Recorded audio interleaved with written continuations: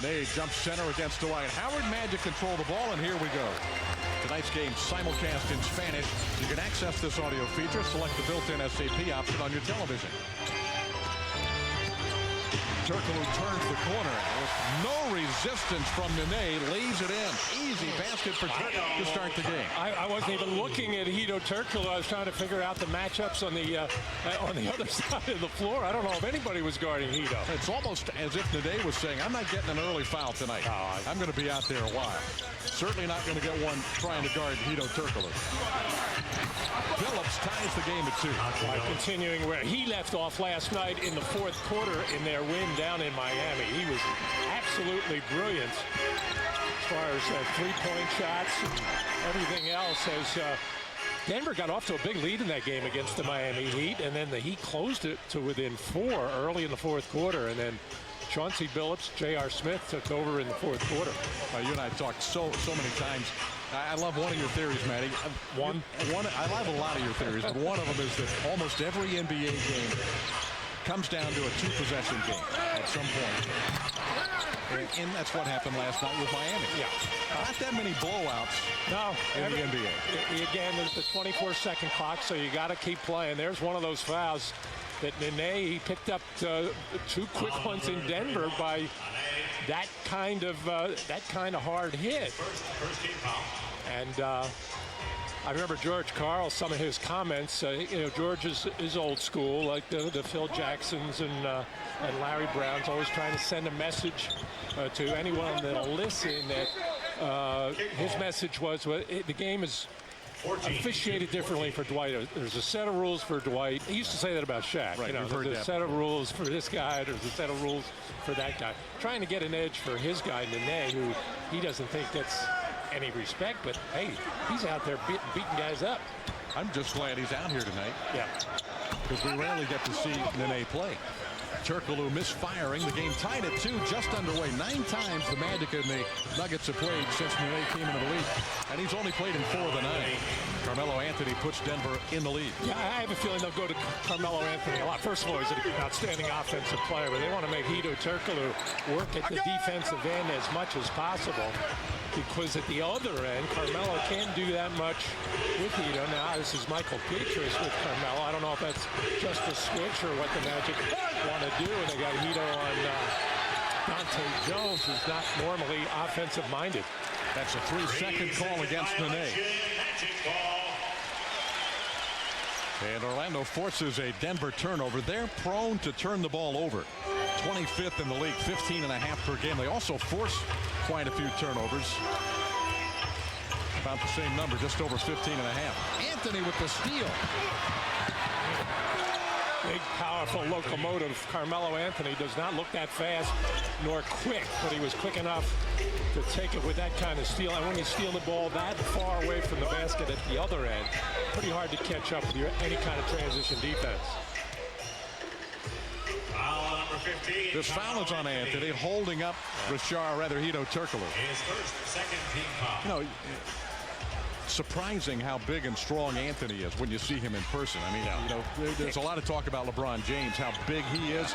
Anthony is not that far behind him. Well, he's just not cut like LeBron, but he's very thick, especially legs as well. Howard didn't see Dante Jones in his rearview mirror.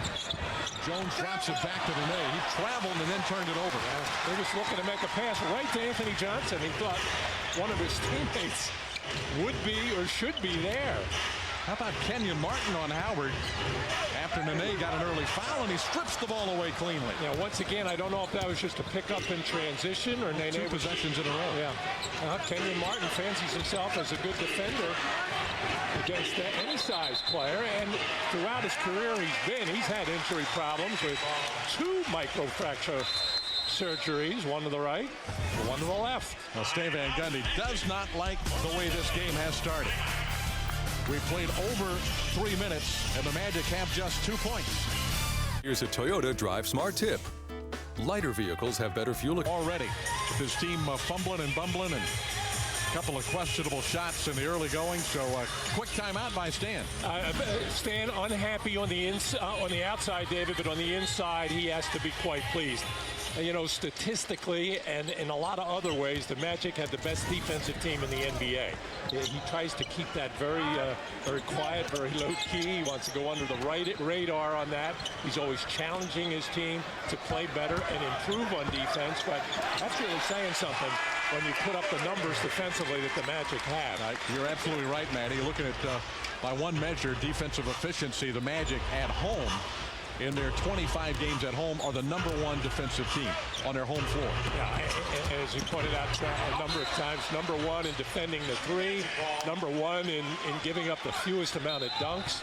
They're #1 in giving up the most two-point shots, which is two-point jump shots, which is considered an inefficient shot. They're doing all the things right defensively. That's why I'm a little bit, losing Jameer Nelson, that's a big loss. Not going to underestimate that.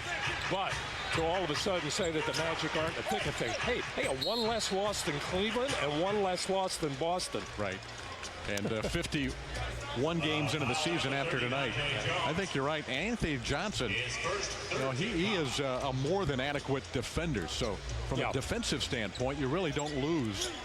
Now, offensively, that's a big drop from Jameer Nelson, obviously, to Anthony Johnson. But hard to imagine, David, that Jameer, as great as he was playing, and he was right there with Chris Paul as one of the top point guards as far as shooting the ball and efficiency and those types of things.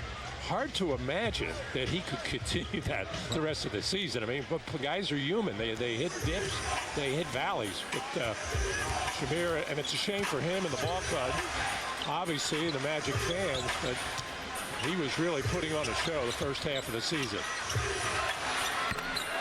Kenyon Martin, in his career against the Magic, he is a 50% field goal shooter. He's played some terrific basketball against this Magic franchise. Petras open for three. Anthony Johnson gets him the ball with that terrific dribble penetration. Johnson matched up with Chauncey Billups.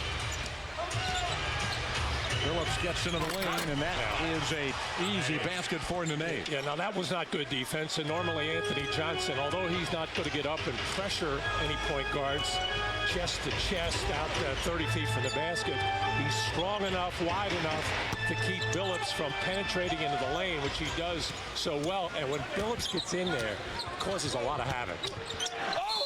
Somebody forgot to pick up Carmelo Anthony there in transition. Denver's a great fast-breaking team. Yeah, they are. And number 3 in the NBA, scoring a little over 17 points a game. And one of the reasons for that is they're #1. You mentioned the turnovers, David. They're very good in forcing them. But okay, #1 in steals with 9 a game. But what's happening is the Magic are getting caught in some cross matches because Denver is switching it up a little bit from time to time, and I think the Magic are getting a little confused in transition defense. And the idea is stay with the guy that's guarding you until there's a stoppage or a slowdown where you can get back to the guy that you're assigned to. More of a challenge when a team likes to push the ball right back at you to make those changes defensively.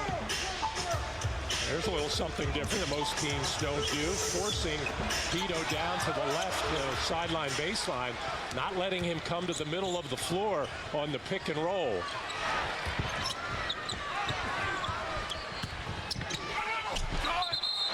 Offensive foul, Kenyon Martin. Petras takes a charge for the Magic. Offensive foul number 4, Kenyon Martin. Well, the turnovers are piling up for both of these teams. 5 turnovers each. Haven't played half of the first period yet. Kenyon Martin had an outstanding first 3 quarters of the game last night down in Miami. But keep in mind, this Denver team, 2-3 nights before, lost to the New Jersey Nets by 44. Yeah, they just put that one in the rearview mirror quickly. Not much you can do about that one. But they won at Oklahoma City and at Washington before that big blowout loss at New Jersey, then won last night in Miami. A 5-game road trip. They're in the middle of a long road trip, broken up by the All-Star break. Yeah, I don't think you can count those 3 games after the break as part of a road trip, because they'll go home. Lewis, 3-point shot, had a great look.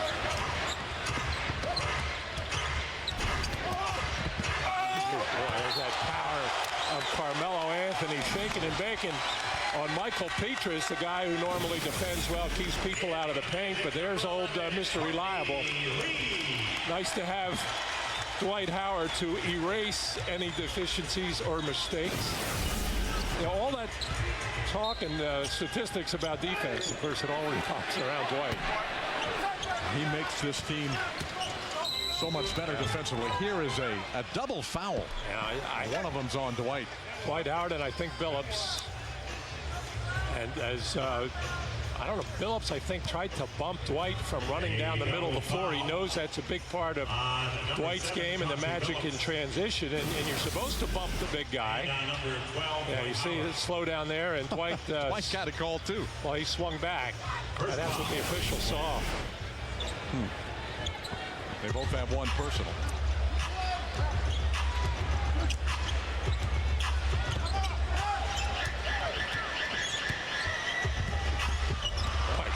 Carmelo Anthony. Long arms tonight with the steals. And a foul on the Magic. Orlando with 6 turnovers now. Denver with 5. And Kenyon Martin comes up gimpy. He didn't actually release that ball, but they are going to give him 2 shots anyway. He was kind of in the act. The Magic are having a hard time getting into anything offensively in the half court.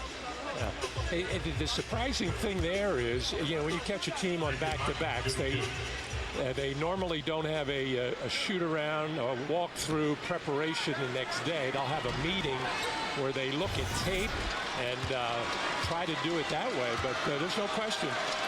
They have kept the Magic off balance at Orlando's offensive end of the floor. Well, the Magic were coming off one of the cruelest back-to-backs that I can recall when they beat Denver on January 27th. The game in L.A. against the Lakers, a late start, a nationally televised game that strung the game out longer than they normally are, and then got to the hotel about 5 a.m. in Denver, and then still went out and won by 18 points. Yeah, fabulous first half from Jameer Nelson. Fabulous third and fourth quarters by Hedo Turkoglu. Had a lot to do with that. Was a close game for a long while. So Hedo took over in the fourth. Lewis crowded by Dante Jones, but he's called for a foul. Oh, that's the right guy to go, though, in this matchup. Hedo, I mean, I should say Richard at 6'10", going against Dante Jones at about 6'4" or 5. Dante Jones is out there for defensive purposes. They don't expect him to score a lot of points, but they expect him to scrum it up at the defensive end, and he'll do that. That's what he did at Duke. He scored a little bit more there. Lewis got his second foul, and he goes to the bench. Stan Van Gundy was hit with a technical foul. Don't be surprised if the T's are flying tonight. This crew, we've never seen one of the 3, but the 2 veteran officials are known to drop a T here and there. Chauncey Billups now with 3 points in the game. Denver has built an early 8-point lead. Well, they gave the technical to Lewis instead of Stan Van Gundy. Richard doesn't get many technicals. No, he doesn't. I think that's only his second, maybe his third this year. When he complains, he generally does it in a very gentlemanly, quiet way. But he felt he was being pushed and shoved by Dante Jones first, and that should have been the first call. I don't think you could argue too much on the offensive foul part of it. Petrus reaching in, gets called for a personal. That's his first.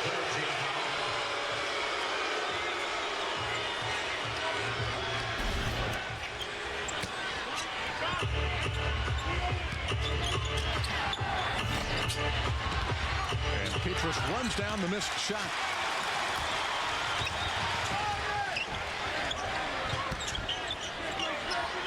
Now Nene is matched up with Dwight, gets his second foul. Foul on number 31, Nene. So Nene, who played just 16 minutes against Dwight Howard and the Magic in January before fouling out of the game, has 2 first-period fouls against Dwight Howard. Well, one of them actually was not against Dwight. Denver, number 27. From the right side of the floor, Dwight beat Nene going to the middle with a little left-hand hook, and now from the left side of the floor beats him going baseline. I think Nene a little confused as to how he's supposed to defend Dwight, where he can get some help, because he's going to need it. Well, the Magic just a turnover machine in this first quarter. 7 in the period already. Ugly shot by Martin, and Orlando will get it back down by 8.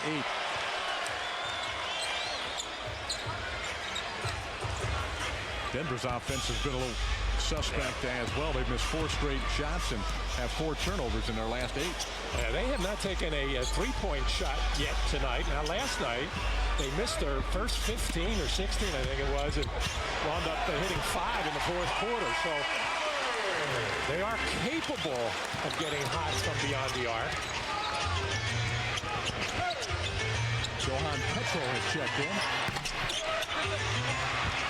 Howard rebounds the ball with Petro on his back.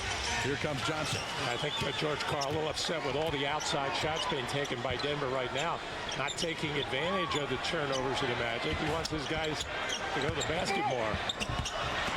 Petro rips it away from Howard.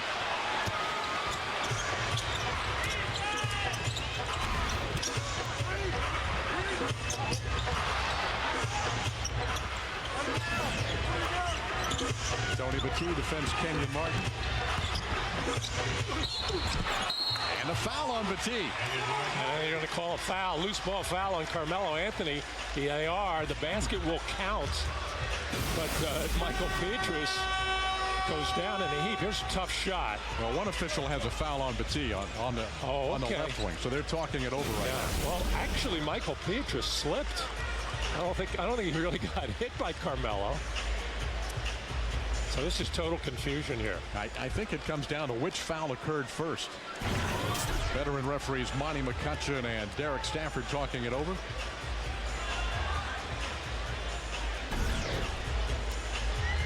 And let's see who wins out. McCutcheon has the foul against the Magic, I think. They're going to call it on Battie. Yeah.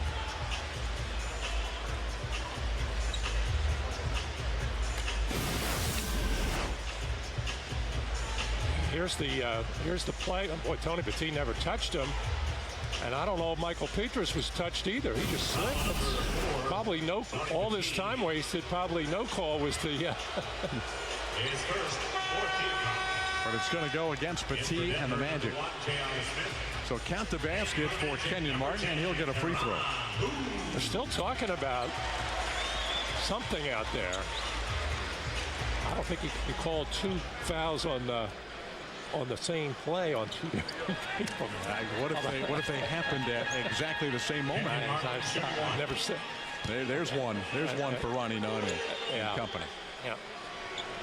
But I guess the determination was made that Battie fouled Martin before Anthony fouled Pietrus. There's Kenyon Martin's numbers from last night.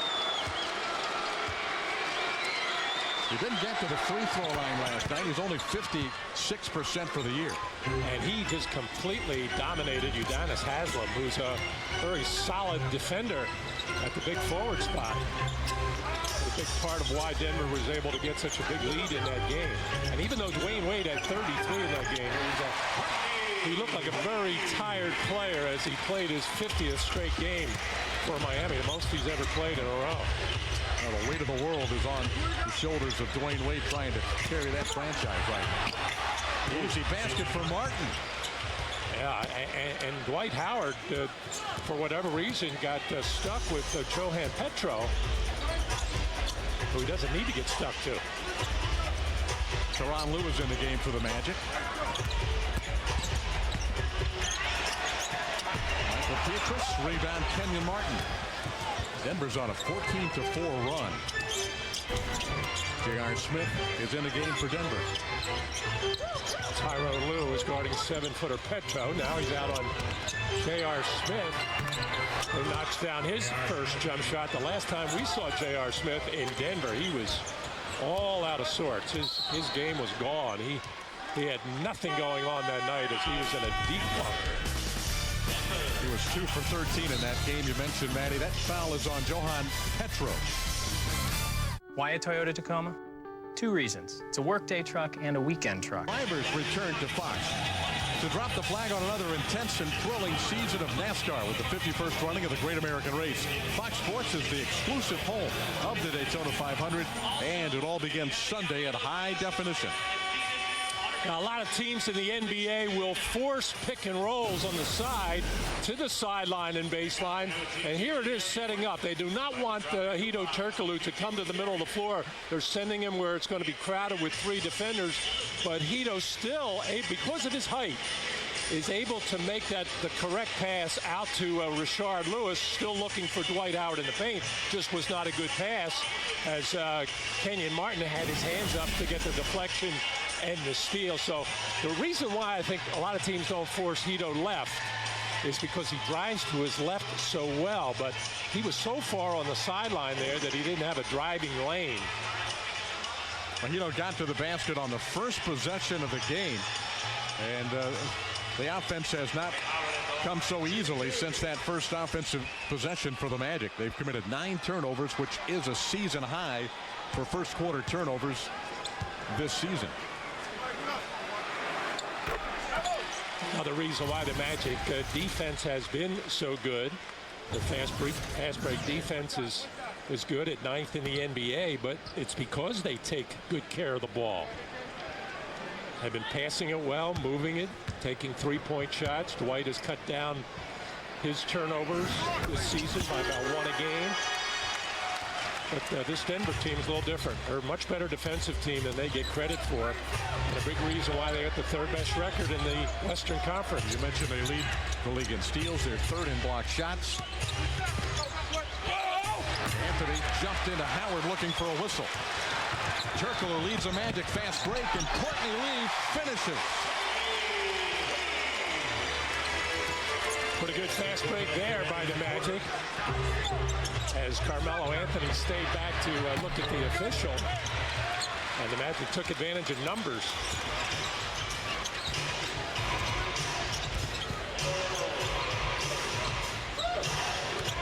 Tyronn Lue on his 2nd tour of duty with the Magic.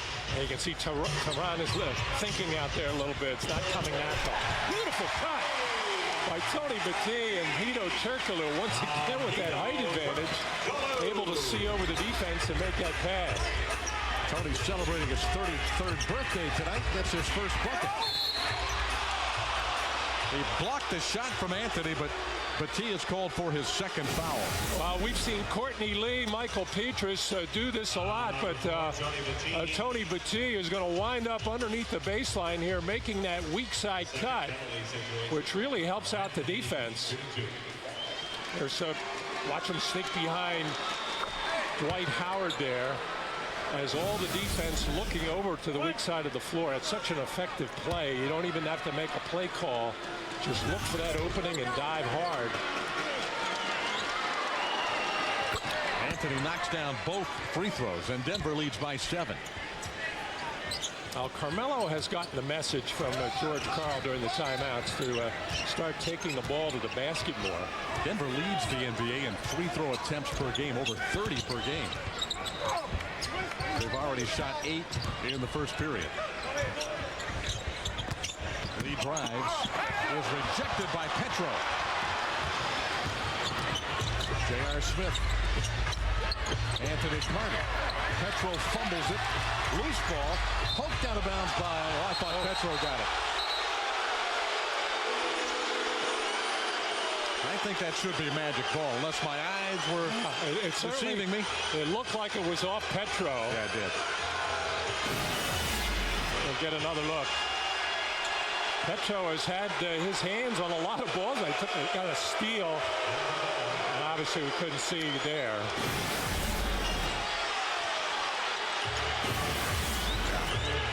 Here we go, another angle. Unless it hit Tyronn Lue on the side of the head on the way out of bounds. Petro definitely is the guy who touched it. Old news now. Howard, 2nd block shot of the quarter. Make that 3 blocks for Dwight. Final seconds of the period. Dennis Kleza has checked in. He defends Tony Battie. Kenyon Martin is on Hedo. Turkoglu for 2.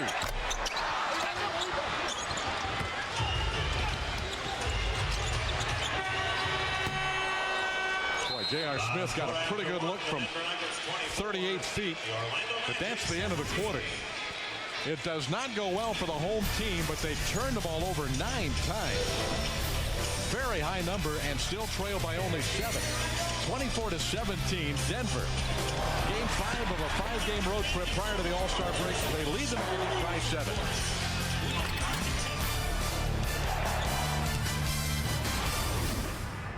Their best start in franchise history through 52 games. They're 35-17. That's good for the 6th best record in the NBA. The Magic have the 4th best record. Only 1 game behind both Cleveland and Boston in the loss column going into tonight's games. Lakers still with the best record overall in the NBA. Well, those turnovers, a massive number for the Magic. Marcin Gortat checked in to start the second period. Dwight Howard getting a rest.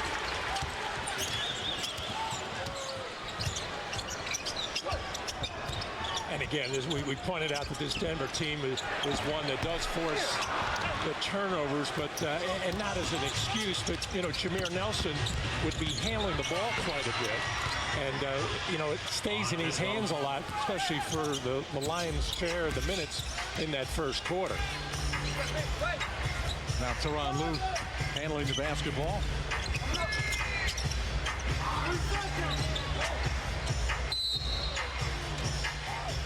Petro getting a cheap foul way out on the floor. Let's get an update for Paul Kennedy. David Matty, if Dwight Howard in coaching in the rookie challenge on Friday night is looking to motivate his team, he might want to channel his inner Stan Van Gundy and pull out this latest speech where Stan just said, guys, I don't know exactly what to say. I don't know if we've exactly come to play. You mentioned the 9 turnovers, David. Stan reminded them that they have 11 points and 9 turnovers in 10 minutes before they had a couple of buckets and got 6 in the last 2 minutes to tighten this up at the end of the first quarter. But he says we have got to now get some stops and start running. And by the way, Dwight Howard refused to deny the fact that he is going to dress in character like Stan Van Gundy this weekend in Phoenix when he coaches the sophomores. David? Well, that's been a pretty hot rumor, but I believe it when I see it Friday night. Tyronn Lue made a jumper a moment ago, but not this time. I'm sure the sophomores will be hanging on every word that Dwight Howard tells them about turning it over or playing defense. Traveling on Kleza. Denver had 5 turnovers in about 4.5 minutes, so that's their first turnover in quite a while. That first 12 minutes for the Magic, though, that is about as poor as we've seen this team play, especially at home this year in the first quarter. Well, unfortunately, what happens, and it usually happens to the better teams, when you're just about hitting that last game at the heading into the All-Star break, the minds, and not obviously not the bodies, but all the thoughts are where you're going tomorrow for a couple of days off, and you don't have the focus that you normally have for the regular season. Now, I'm talking the good teams, and that's when a weaker team can steal a game once in a while, and after the All-Star break as well. It takes the better teams maybe a little while to catch up, but this Denver team does not fall into the category of a mediocre team. They're very solid. 35-17, the Denver Nuggets.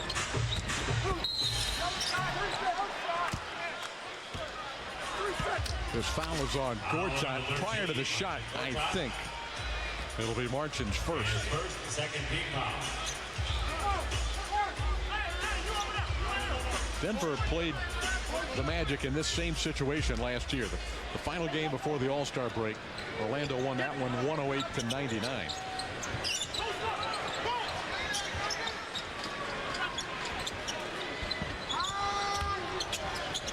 Linus Kleza took an extra step.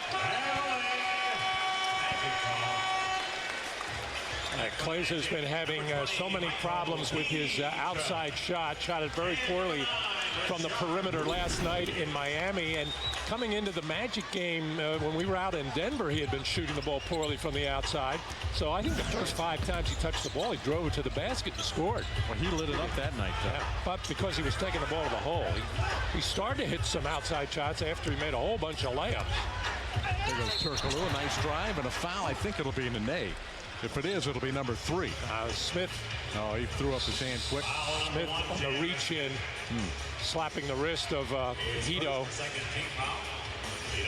Turk in the act of shooting.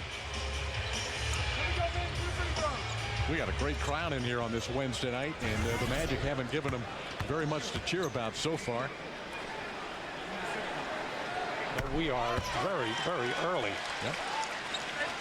The Magic chilly 1 for 6 from the 3-point line. And we know that generally changes somewhere along the way.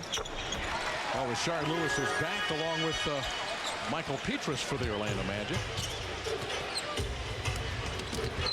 Anthony Carter, veteran point guard. He's had some big games against Orlando, a couple of 20-pointers. And just has a handful of those in his career. This is Nene.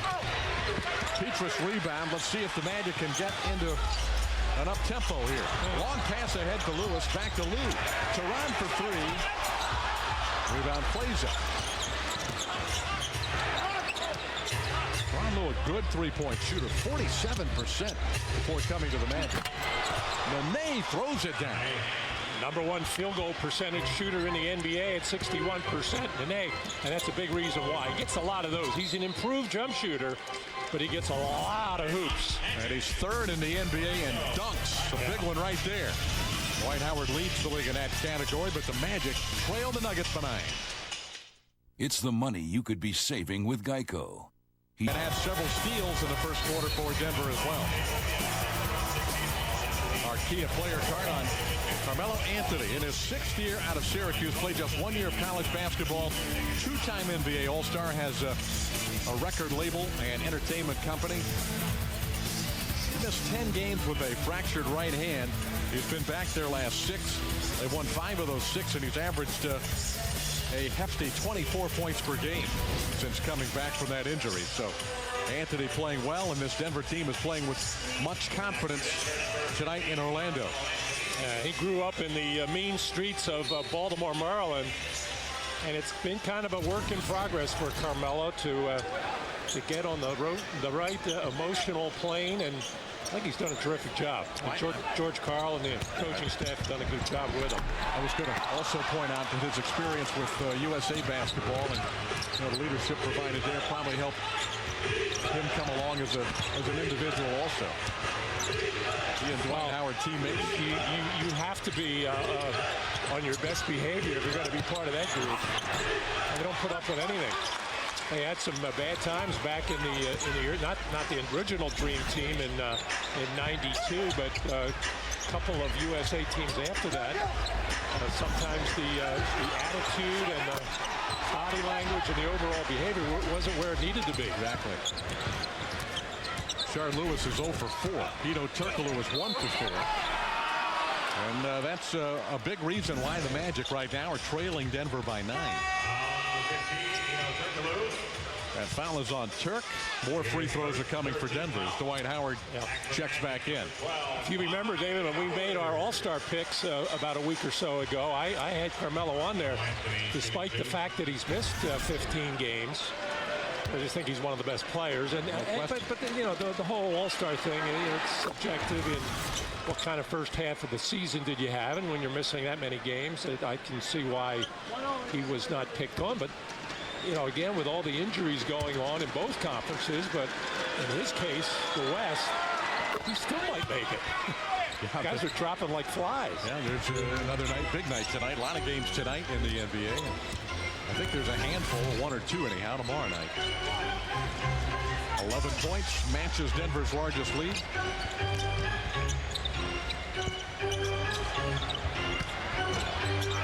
Howard ran into a brick wall. Somehow got it back. The shot clock is ticking down.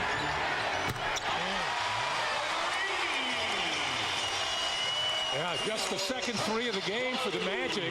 Actually, I think Tyronn Lue was open for a second in that corner, but Hedo spotted the shot clock. Wisely let it fly. Turnover, J.R. Smith. Turkoglu spots an opening and a hard foul on Anthony Carter to prevent an easy two for Hedo. Boy, what a nasty crossover by Hedo Turkoglu against a good open court defender, and Anthony Carter, much smaller than Hedo. 25, Anthony Carter. It's pretty dangerous for a guy with that size to make that kind of move. You know, seeing it in slow motion really didn't tell the story. It was a very quick move on the part of Hedo to get himself to the free throw line. Hedo shooting 80% from the foul line as Anthony Johnson returns. And Chauncey Billups for the Denver Nuggets. Lue checks out of the game.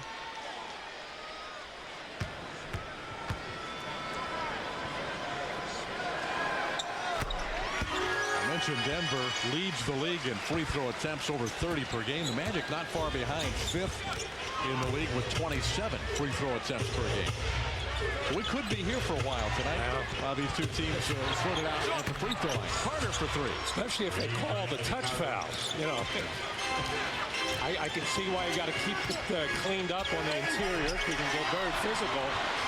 But the touch fouls 30 feet from the basket are the ones that could make it a long night. Oh boy, that's what I mean. That's for the big boys inside there. Now, Carmelo Anthony comes back holding his back. But he was in a crowd. He's going to shoot his 9th and 10th free throws of the game.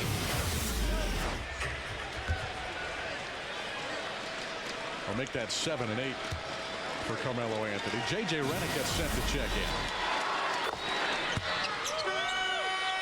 But Anthony gives Denver a 10-point lead again. In for the Magic, number 7, J.J. Redick. Redick checks in for the first time. Turkoglu got his second foul, so he's going to the Magic bench.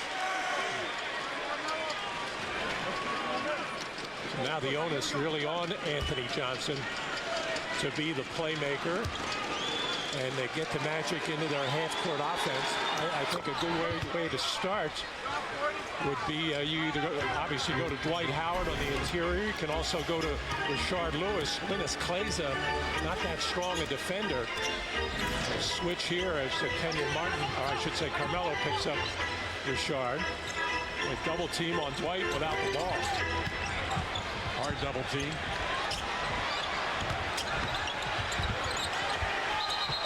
Shot clock is at 1, and Petrus shuffled his feet. Oh, outstanding defense in the half court by Denver. And again, it all started with that double team with little Carter. Anthony Carter, barely, should be a mosquito on an elephant with Dwight Howard, but it broke the play up and broke the timing up.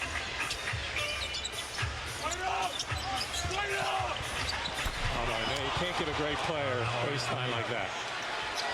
Nene's got 4, or rather, Anthony's got 14. Yeah, that's a no-no. It was not Nene, it was a Carmelo, but it was a no-no. Can't, even with Dwight Howard backing you up, you don't want to give baseline to a guy that can go that quick and hard. Another timeout taken by the Magic, another angry timeout, as Orlando trails now by 13. Look how quick this move is to the baseline by Carmelo Anthony. Denver's biggest lead of the night. We're celebrating 20 fantastic. Denver Nuggets 39, Orlando Magic 26, halfway through the second period. Come celebrate 20 fantastic seasons by bringing a group to a Magic game. Bring 20 people or more, you'll receive special discounts and benefits. Plus, the first 3 callers tonight to purchase a group outing of 20 or more will receive an autographed player photo. Call now, 888-502-2167. And Orlando Magic ticket specialist is standing by, 888-502-2167. Be there.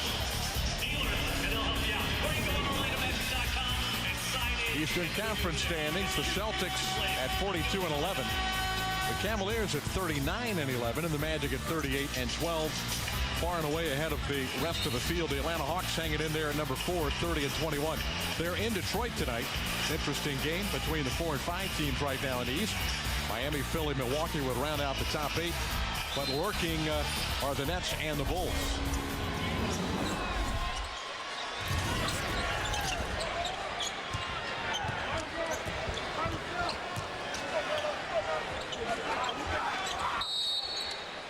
Defensive 3-second technical against Denver. 3-second violation. That is a tee. I think they called it on Carmelo Anthony. Anthony Carter had a foot in the paint too. It looked like all the players on the weak side away from Dwight were confused as to who should go over and double team. J.J. Redick takes advantage of it with the free throw. Because they don't want to leave Nene over there with his 2 personal fouls in a one-on-one situation with Dwight.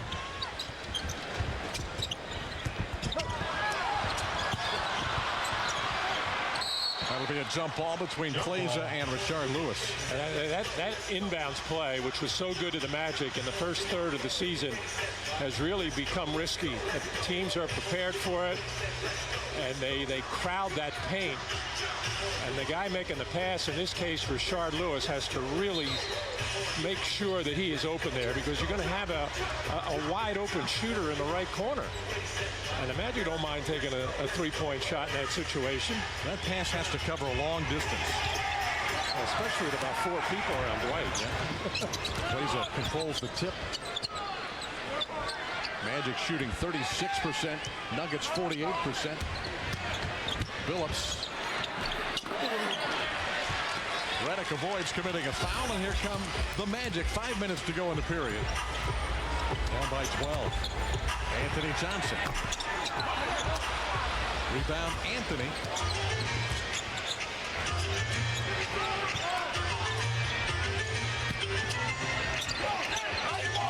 Boy, they travel a long way without a dribble. And Anthony turns it over. Carmelo looking for a foul. Offensive foul on Howard. He's on the deck with Nene. Offensive foul number 12. It's a heavyweight wrestling match. 2 big guys down on the ground. Dwight, as he loves to do, run to that rim. And Nene with 2 personal fouls. Took a big gamble there. Denver still by 12. Howard with 2 personals, Nene with 2 personals. They were both in foul trouble back in January. Yeah, but Dwight finished that game with only 3 fouls. Great job by Anthony Johnson on Chauncey Billups, and the Magic will get the ball back. All right, Magic fans, let's get up for yours. Johnson with the size and the strength to stay with Chauncey Billups. And Orlando still trailing by 12, but with the ball. We approach the 4-minute mark in the second period.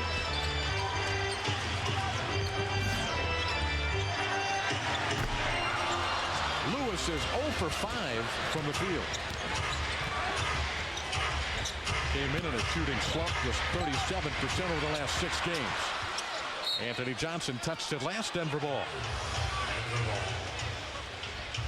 The Magic, of course, the only time they got hurt in that first quarter in transition was when they were throwing the ball away, which they did 9 times. Now on these missed corner jumpers, which are dangerous as run-out opportunities for Denver, the Magic are getting back much better on defense. Defense has really not been an issue tonight. Foul is called against the Magic. It's on Petrus, his second. But Orlando's defense has been okay. It's just 27 points with 3.5 minutes to go in the second period.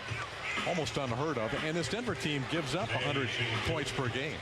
Yeah, but they're a good defensive team as well. They're 7th best. They play an up-tempo, a fast pace, high possession game.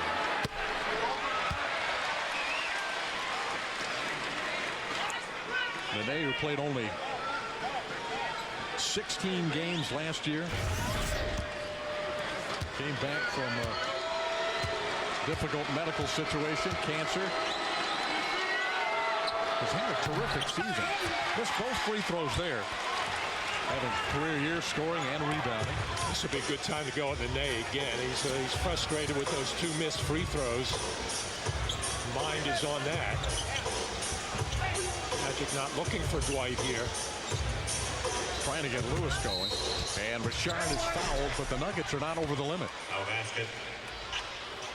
Foul number 15, Carmelo Anthony. Anthony's second personal. His second 14 Like foul. Carmelo down Been again. down a He lot. seems to be getting hit on every play. Took a shot in the midsection there. He's been involved in a lot of plays at both ends of the floor to only have 2 personal fouls. That's saying something. Rubbing his abdomen. He's missed 15 games due to injury this year. Nuggets lead is 12. We'll be back. Man, what are we doing here? This is All-Star Slam Dunk Contest. Millions of people watching on TNT. Superman last year was hot. Superman! We need to come up with something new. How about the Flying Pirate?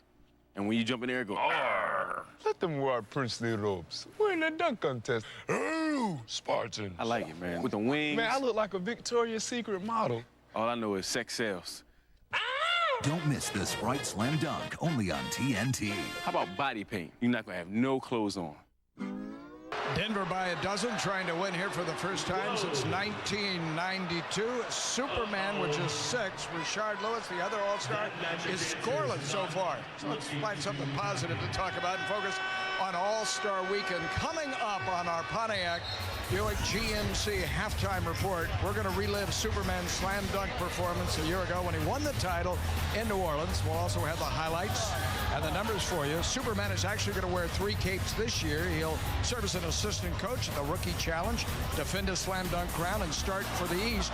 And we asked Dwight, as a coach, and here's our Geico quote this evening on his coaching philosophy for the sophomores. My first approach is to, I'm a big believer on defense. So I'm going to have my guys just play with confidence, have fun. But I'm really going to pressure them to play great defense and be able to run the floor, just move the ball and get everybody involved. So David Matty, Dwight Howard, and his pyramid of success, the Rookie Challenge this weekend. Hopefully that goes better than the first half has for him and Richard and the Magic. Yeah, good luck with that. Yeah. On Friday night. Even move the ball's not going to go over too well either. Have fun. That part works. That'll be. And lots of lobs and lots of dunks and lots of open court play. But I would think there's a lot of pride on the line there between the sophomores and the rookies. Well, that rookie group, very, very talented group. 14-point lead is the biggest. Turkoglu goes crashing through the middle, bodies flying. Well, the Magic have the right idea. While they're struggling with their outside shot and their overall offense, they're dropping their heads. In particular, Hito that time, Richard Lewis trying to get to the basket, try to draw some fouls. Back for Denver, Both teams over the limit and have been for a while. Check out these numbers. Lewis 0 for 6. Petrus 1 for 3. Anthony Johnson 0 for 3. Turkoglu 2 for 5. Tough offensive game for the Magic starters. That's going to be a 14th Magic turnover of the game. And you got to credit a lot of it to the Denver defense. They're just not giving anything easy. They're pesky, challenging passes, jumping into the passing lane. That 44-point shellacking by New Jersey may have been a major wake-up call for them. Might have been. They played very well against Miami. Howard gets his 3rd foul of Cheapy. Oh, that's what I mean about the touch fouls. 20 feet from the basket. Now they call that on the guard. Oh, that's ridiculous. Nene is on the line. Howard's on the bench. 2:22 to go in the period. How about the end of the Cleveland-Indiana game last night? A foul called on Danny Granger with I saw that. 8/10 of a second on a lob pass to LeBron James, and most of the time that will not be called. LeBron goes up and knocks in 2 to give the Cleveland Cavaliers a 1-point lead. The Pacers, with 0.4 of a second, run the exact same play the other way with Danny Granger going against LeBron James, and they call the foul again. This time on LeBron James, and Granger made the one free throw that they needed, actually. and missed the second on purpose with 1/10 of a second. Denver's lead is now 16. Almost another turnover. Boy, throwing passes at people's feet. Got it all going on here in the first half. Touch lance by Anthony with 2:01 left in the quarter. And Anthony very fortunate not to pick up a foul there. Looked like he jumped on the back of Gortat.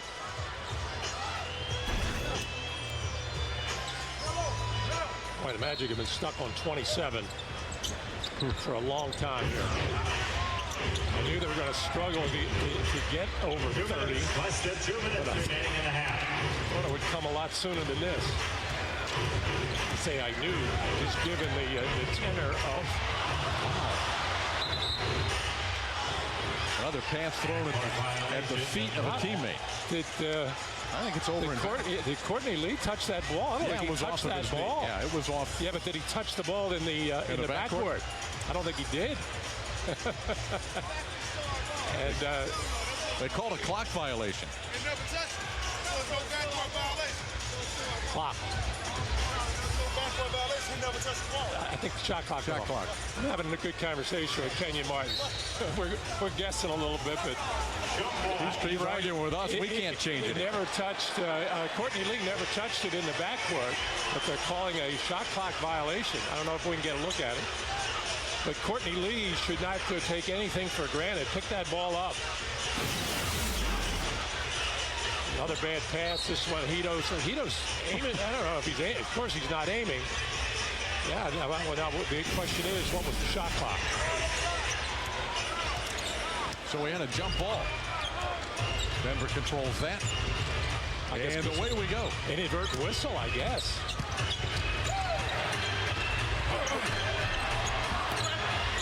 Well, no harm done. But it would have been a fast break layup for Denver had it not been a shot clock violation, which evidently was not.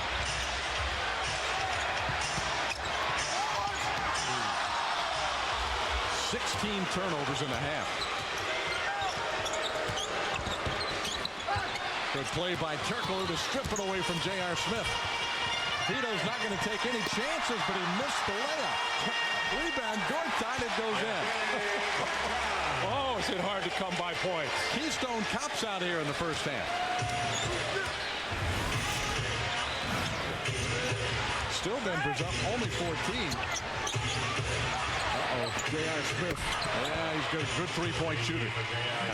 And he is dangerous at all times. No matter how he's been playing, no matter what's gone on in the given game, he can get smoking hot with the threes. Denver, a few of the players are up. I think they'd like to see their team hold the Magic under 30 here in the first half. Sharp's going to try to do something about it. Great defense again. Petrus, that's a tough shot. Rebound Kenyon Martin, and the Nuggets will get the final possession of the quarter.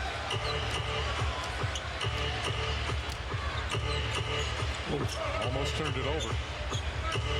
And now Anthony will hold on to it. Yeah, the one thing in the Magic's favor, and they're very few here in the first half, is the fact that Denver has not been all that sharp at the offensive end. Gortat with the block. 1 second left.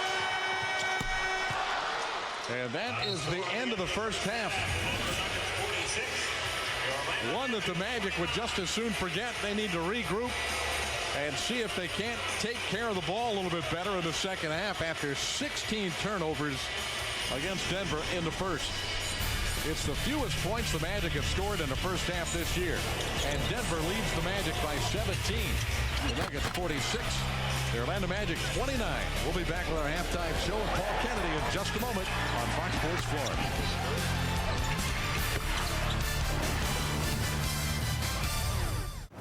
Adjustments the Magic should make in addition to what Brendan was talking about, attacking more. And you got to give Denver some credit for their defense in that first half. Well, the problem is, Jameer Nelson as a point guard, he has that where he can dribble 2, 3, 4 times, get into the paint, where now the defense has to collapse. That's not Anthony Johnson's game. It's not Michael Pietrus' game.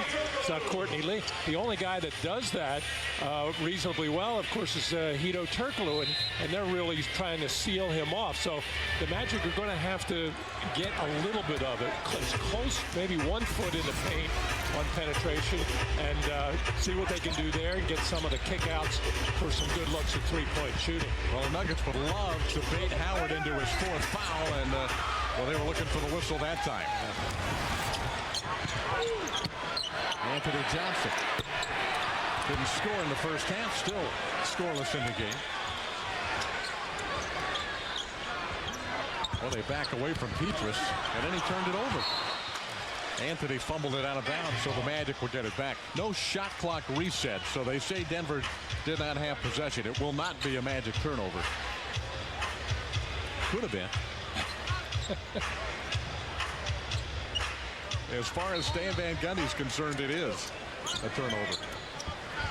He is really upset down on the other end of the floor. Oh boy. Howard gets his 4th foul. It's also a turnover.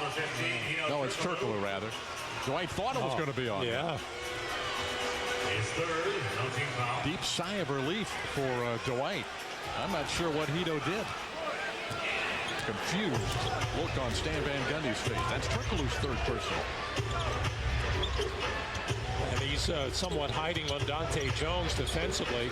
Dante Jones does not look for his offense all that much. And Pietrus has switched over to Carmelo Anthony. Anthony's now 3 out of 9 from the field.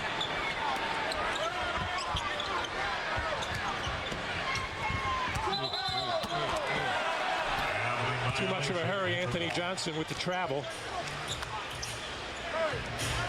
That's an unforced error. And now the Magic have 18 turnovers in the game. Just 1:10 played in the 3rd quarter. Boy, Chauncey Billups is talking to all his teammates. I think he'd like to go have somebody go at Dwight Howard. I'm sorry, at Hedo Turkoglu to get that 4th. He's not even looking at him now. Shot well defended by Pietrus, but Carmelo Anthony gives Denver a 19-point lead. Boy, did he take that hard off the dribble to a spot. Man. Pretty good offensive player. He's an excellent offensive player. There's a good drive, and Pietrus has it blocked. What a great defensive play by Carmelo Anthony. Because he was clearly beaten on the play off the dribble. I don't know how he recovered. Normally, Pietrus can finish that off. Denver gives 1 away. Johnson is fouled on the drive. He'll get 2. Well, this tape so far will not be sent to Springfield for sure. But on the other hand, if you're a lover of defense and of aggressiveness, and you don't see a lot of NBA games in the middle of a regular season, and really call it the end of the symbolic first half of the season as you head to All-Star break with defensive effort like we've seen tonight. Denver's trying to close out a 5-game road trip. They've won 3 out of the 4 so far. The only loss we mentioned, that blowout in New Jersey. And then they had 2 full days off in South Florida, which can sometimes trip a team up. But they went out and played very well against the Heat last night. I don't know why, but for some reason. It's that shock of warm weather. Exactly. Balmy breezes, the zephyr winds, the palm trees. We're still trying to find panel plate. It does exist. I've seen it. As to what it means, I couldn't define the meaning. We're working on it. I got my crew working on it. Chauncey Billups for 3. Even Google can't find it. Denver with a 20-point lead, first time tonight.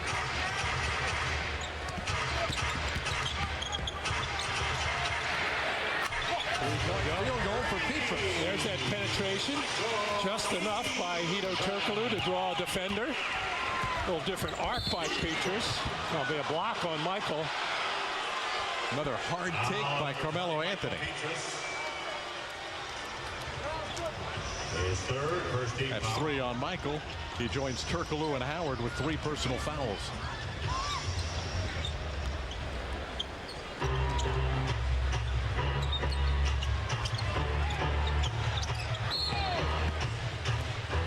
And a foul will go against Denver.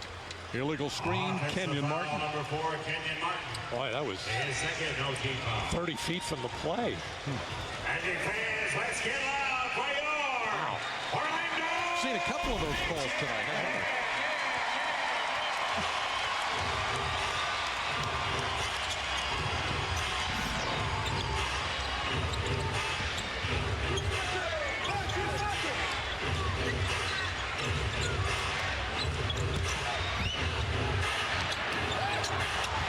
Turnover. Denver really playing some great defense. They are. Got to give them some credit. Phillips missed the shot. It is touched last by Jones. Stifling defense. Even when the Magic are sharp with their picks and cuts, can't get the ball and punch it into Dwight Howard when he's got good position in the paint. That means that the feet and the hands are moving for the Denver defenders.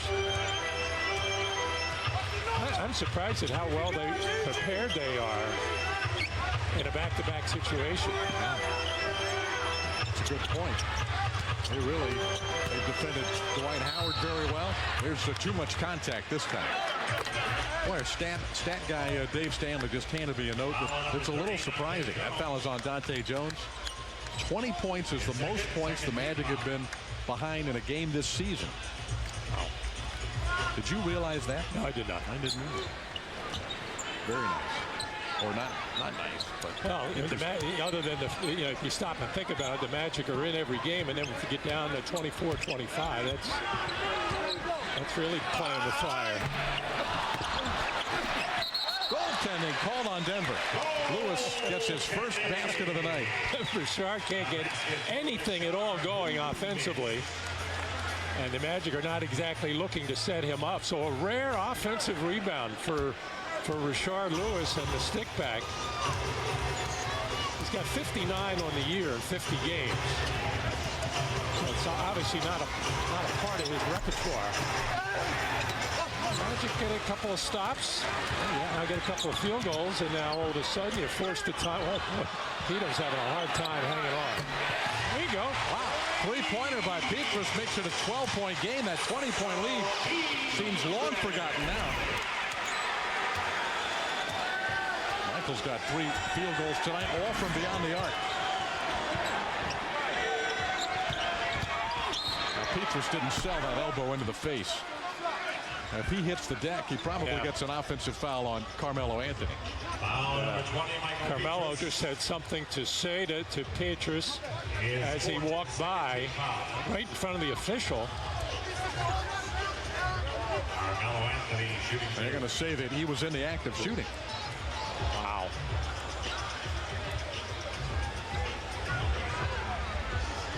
And Petrus talking with official Curtis Blair about that elbow he caught in the face.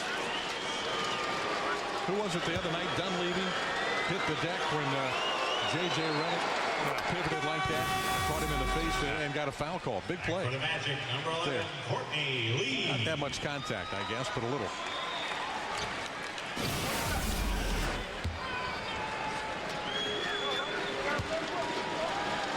Anthony is 9 out of 9 on the free throw line tonight. Finally, we bait him into a miss with the broadcaster's jinx. Grab on to anything, right? We believe in Carmelo Anthony is going to pick one up there, fighting Dwight Howard for position. Number 15, Carmelo Anthony.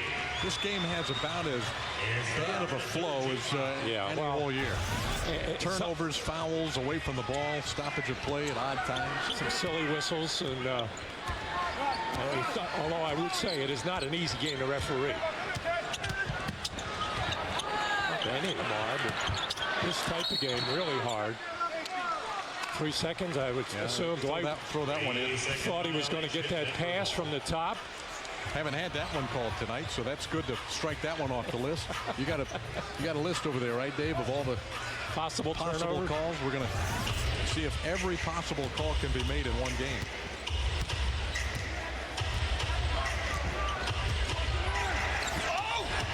Boy, Billups, when he gets it going, double foul again.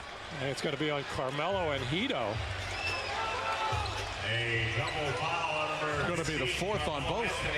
That's the second one this game, if I'm not mistaken. Yeah, Dwight Howard and Anthony Carter. Or Billups. It was Billups. Foul on both players. In for Denver. Two important players picking up They could have thrown in Richard, too. Call it a triple foul. Sandwiching Carmelo Anthony. Now I think we have a technical foul. Called on number 15, Carmelo Anthony. Anthony is hit with a tee. Lewis will shoot the tee.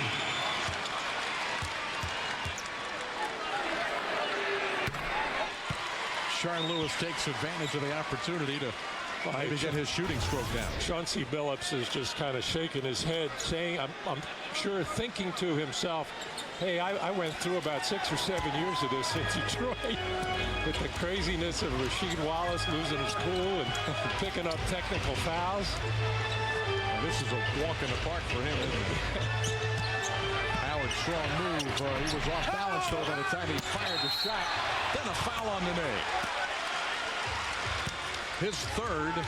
Howard goes to the line for only the second time tonight. The surprising thing is Nene with just 3 fouls. Foul number 31, Nene. Because it's been a war down there. That's one of the harder parts to officiate when you got 2 big guys who are very physical and in there banging away at each other off the ball, which is where most of the hitting is going on. And what is enough or what is too much? The fans watch NBA's brightest stars on TNT. Saturday, see Dwight Howard defend his slam dunk title at All-Star Saturday night. And then watch as the East All-Stars, Dwight Howard, Richard Lewis and company, duel against the best from the West. And the All-Star game Sunday at 8 p.m. only on TNT. Orlando's got a 10-3 run going. And that lead was 20. Now it's down to 13 again.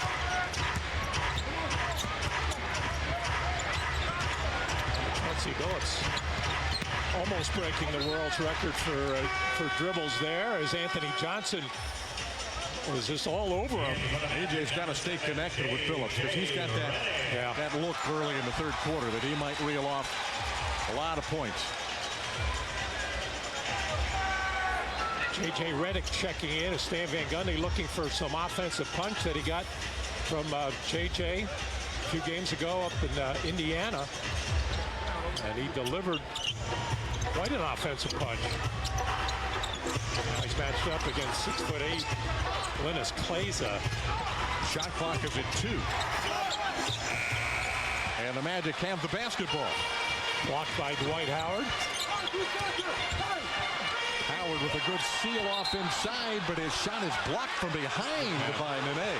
Boy, he had, talk about a seal. You can't seal any better than that. He had Nene seal with his head right under the net. And I've seen Nene reach over the shoulder of Dwight here.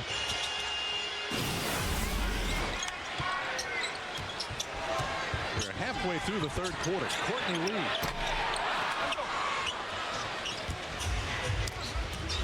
The lead in the game along with Redick, Lewis, Johnson, and Howard.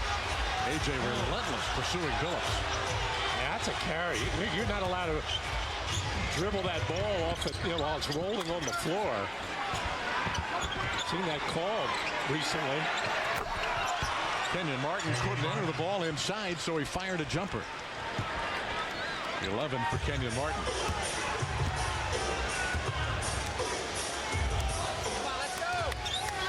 Well, the Magic shooting 30% with 20 turnovers, and still you don't feel like they're out of this game. Yeah. A lot of time left. Nene picks up his 4th foul. And the Magic still down by 15, but trying to get some momentum here in the third quarter. Looking for high MPG and a low MSRP? Pontiac has 3 cars that offer an EPA estimated 32 highway MPG or better. Night here with our Papa John's delivery of the game. 26 organizations receiving checks from the Orlando Magic Youth Fund. Wonderful causes throughout Central Florida. The president of the organization, Bob Vanderwide, alongside with the chief operating officer and Alex Martins making those presentations. And Alex is with us now. Alex, thanks for your time. We call it a special night. It has to be, I would think, for you and for the Orlando Magic. Well, this is really one of my favorite nights of the year. I mean, we have a lot of great nights in here when we have great opponents and, you know, a national TV audience. But this is one of my favorite nights when we get to give away all of this money to local underprivileged children's organizations who in these times especially really need it. Close to $750,000, and you mentioned the difficult economic times that you faced, but you didn't roll that back. In fact, you went forward by close to $100,000.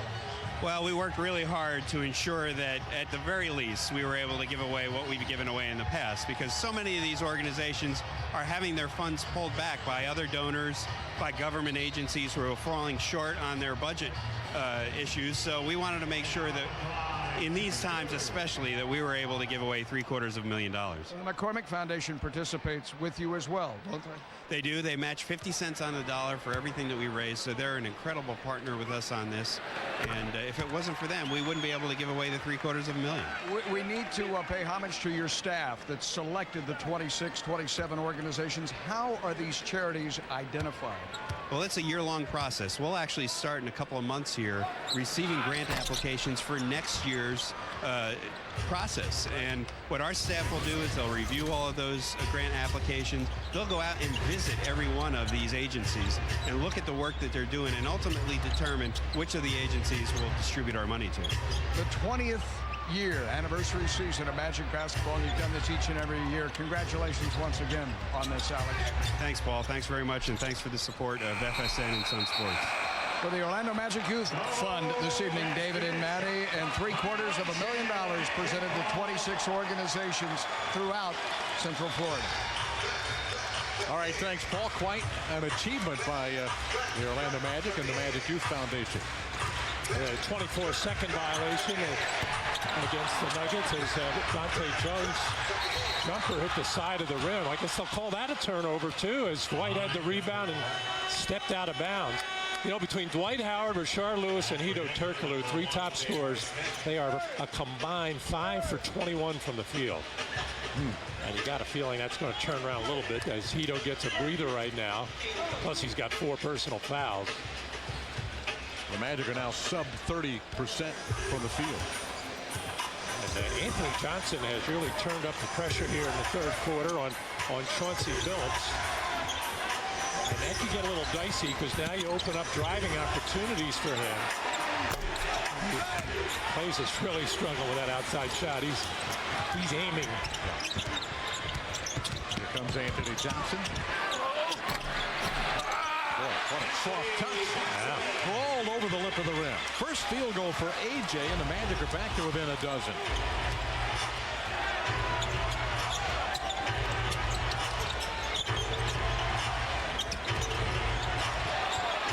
Johnson blocks the shot.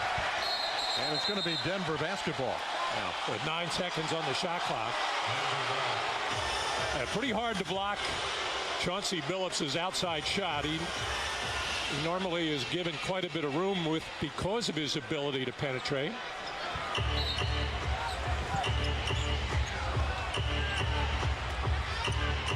All right, remember the shot clock not reset, so J.R. Smith fires it long through. Smith has 2 threes tonight. That's a big shot.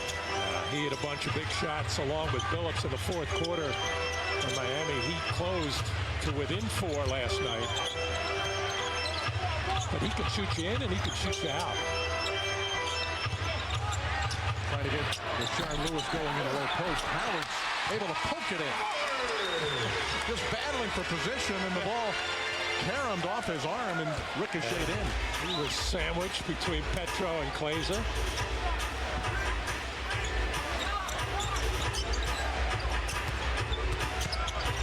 J.R. Smith now handling the ball. Knocked away by Lewis, stolen by Courtney Lee. And a foul on J.R. Smith, a frustration foul against Smith. They are over the limit, so Lee will get 2 free throws. And a technical foul on J.R. Smith. So the Magic will get 3 free throws now with 3:04 to play in the quarter. Well, Denver is showing their vulnerability when they get, whether it's they get frustrated with what may happen to them at the offensive end of the floor, or they just lose their focus, kind of like what they did up in New Jersey earlier in the week when they got beat by 44. The Magic just keep battling. J.R. Smith with the personal and then the technical. He'll be in the slam dunk competition with Dwight Howard on Saturday night. A late edition with Rudy Gay pulling out of the competition. Smith was in the 2005 dunk contest, the year that Josh Smith jumped over Kenyon Martin and won that contest. I forgot that. Lee goes 1 of 2 at the line.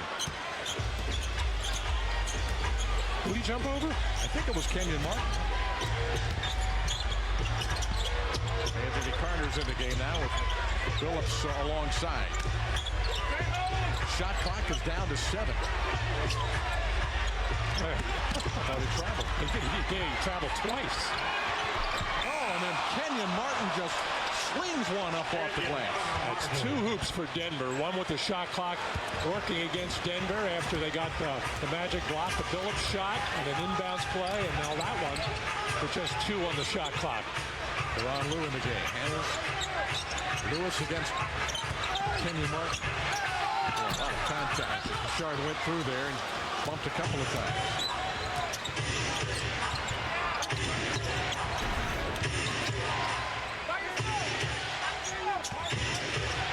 This game moving at a snail's pace.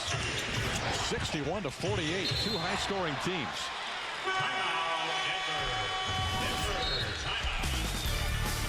So we have timeout with 2:01 to play in the period, and the Nuggets leading by 13. I'm Stan Van Gundy of the Orlando Magic, and I'm tobacco-free. I don't smoke, I don't dip, and I don't chew. Join me as we work together to create a tobacco-free Florida. For information, visit tobaccofreeflorida.com. Well, you got to love the zany annex of the mascots. Rocky from Denver and Stuff from Orlando, and a Magic dancer, a hapless Magic dancer, just standing there celebrating a young man's birthday, gets whacked in the face with a cake. So you never know what you might see at an Orlando Magic game. Next telecast on Fox Sports Florida. Magic hosting the Charlotte Bobcats. That's a Tuesday game. 6:30 is the pregame show. Magic Live. 7 o'clock the opening tip. I think Larry Brown has now traded the Bobcats about half the roster from the start of the season. About 7 guys. He's not done yet. They're not done. All-Star weekend, and then Bobcats twice next week. Once here and once there. Then we have a game in New Orleans and a home game against D-Wade and the Miami Heat on Sunday, February the 22nd. Chris Paul was back in the lineup tonight, or is back in the lineup tonight for the New Orleans Ball Club. So he'll be playing an All-Star weekend. He's been out for a couple of games. Rashard Lewis on the Magic bench.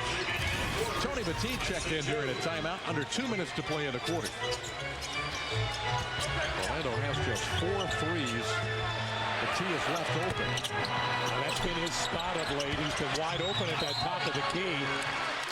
Petro and Kenyon Martin reaching in on Dwight. Foul number 27. The foul is on Petro, his 3rd. Johan Petro. His 3rd penalty situation. And Kenyon Martin got a whack at him too. Yeah, they're not going to give Dwight any layups or dunks if they can help it. They'll make him earn it from the free throw line. Dwight has just 6 field goal attempts tonight. And only 7 free throw attempts so far in the game. In that game in Denver, Dwight was 4 for 6 from the free throw line. Of course, the game got out of hand in the 4th quarter when Hedo Turkoglu took over, so there wasn't the need or opportunity for Denver to hack away at Dwight Howard. And he was in foul trouble, didn't play at big minutes, as I recall. 12-point game. Glazer. Howard goaltend. Would have been his 4th block shot tonight. Instead, Denver leads by 14. And Glazer going inside. Something a lot closer than I thought on that replay. He does not usually venture in that deep, does he? Normally he can drive it to the basket, but he normally doesn't post up. Another free throw trip for Dwight Howard. George Karls stamping his feet and crossing his arms, and His 4th penalty situation. they're down a big man tonight. Chris Anderson, who would normally be the backup center, the Birdman, one of the better shot blockers in the NBA. But not a good matchup from Denver's perspective with Dwight Howard. No. I don't think so. He got pushed around pretty good in late January. It was not a factor. Yeah, but he's a guy that can absorb fouls, and he went down last night in Miami on a flagrant foul by Sean Marion. Back for the Magic, number 15, Hedo Turkoglu. Turkoglu in for Redick. Well, who is a good matchup for Dwight, by the way? Anybody with a little size and strength has a better chance. It's a team. If you're going to do anything with Dwight to hold him down, it's generally because of team defense. Pair of missed free throws, but a rebound for Turkoglu.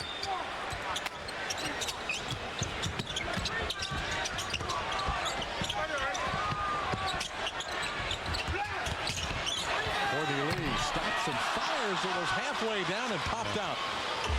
It has been that kind of night for the Magic. They don't have 50 points, and we're almost at the end of the 3rd quarter.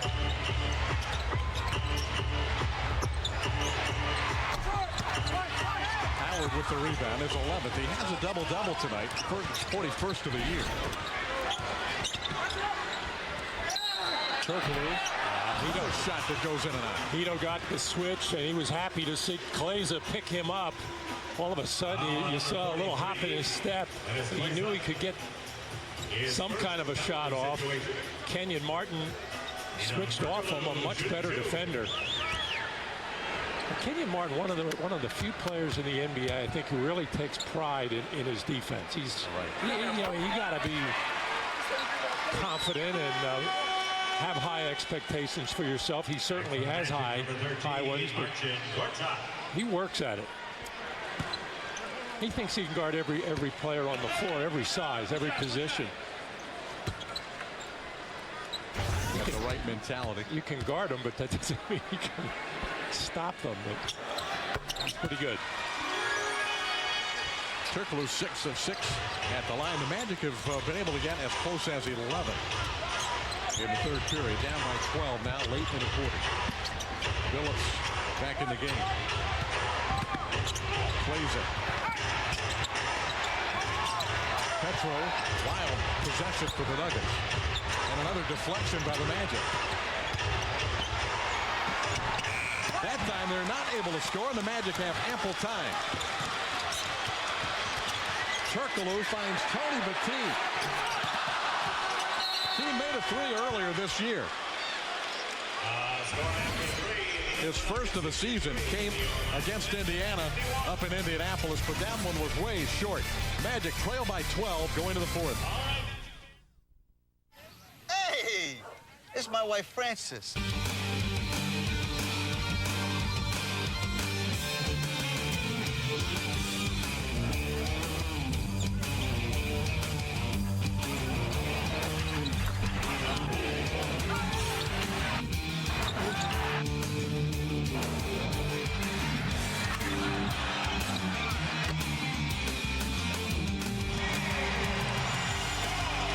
Welcome back to Orlando. The Magic find themselves down by 12 points going to the 4th quarter. Matty, what do the Magic need to do? They're going to pull this out here tonight. Well, first of all, the bad news is that Denver is 27-1 when leading going into the 4th quarter. The good news is the fact that the Magic are only down 12 points. That is not a major deficit for this explosive Magic team who has the three-point capability. But it's kind of a strange lineup for Stan Van Gundy here to start the 4th. It's Lou and Courtney Lee in the backcourt. Tony Battia and Gortat up front with Hedo Turkoglu. Petro climbing over the back of Gortat. And that wouldn't hurt to get the Denver Nuggets into some early foul trouble, get into the penalty early here in the fourth quarter. Magic shot 16 free throws in the third period. That's the good news. They only made 10. That's the bad news. Carmelo Anthony back on the floor with his 4 personal fouls and 17 points. Had to get the switch with little Carter on Turkoglu. Orlando shooting 28% from the field. They were 5 for 17 in the third quarter. Slightly better than their 17% second period. And yet, still only down by 12, and we have 11 minutes left in the game. Almost a turnover, but the Magic get it back. Tyronn Lue for 3. A big shot. It's a 9-point game. Big shot by Tyronn Lue. Well, it looks like there's 6 Denver Nuggets on defense out there. They are scrambling all over the place. But the Magic will take that 3 any way they can get it. It's been a tough night so far. 5 for 21 from beyond the arc. And I say so far. Yep, that's the key. Because Orlando can light it up in a hurry. This foul is on Gortat. Denver, number 31, Nene. Tyronn hesitated. Normally a player who hesitates like that does not make the shot. Yeah, anytime you're with a new team and you're thinking about play calls and that type of thing, you're thinking rather than just playing and reacting. There's no place to go, and he traveled. And he is so bound and determined not to settle for an outside shot because he's shooting so poorly that he's trying to drive every time and drives himself into an out-of-control play. George Karl shaking his head. His team has 16 turnovers tonight. The Magic have 20. Orlando settled down. Turkoglu driving. Here's Lue again. He'll let it fly. Another hesitation. He looked down to make sure he was behind the line. Well, that would have got the Magic to within 6. Anthony was double-teamed out to Carter. Plays up. Billups with the rebound and a foul on the Magic. Long carom, and it went right to Chauncey Billups. Actually, Carmelo Anthony got triple-teamed as 2 guys ran at him. And if the best shot they could get was a unwanted 3 by Kleza deep in the corner, which generally means long rebound.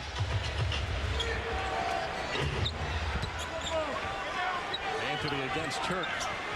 Hedo with 4 personal fouls. Good double team. Courtney Lee. Anthony. And they're going to give him shots again, too, on the continuation, I would think. Or no, he's shaking his head no. We'll see.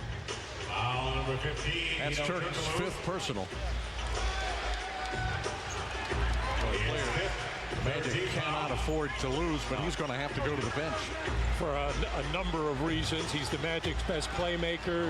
He does so many things in the fourth quarter. I think there was 1 win this year where Hedo was not involved in a close game in the fourth quarter. I can't exactly remember it off the top of my head, but it doesn't happen often. No, it doesn't.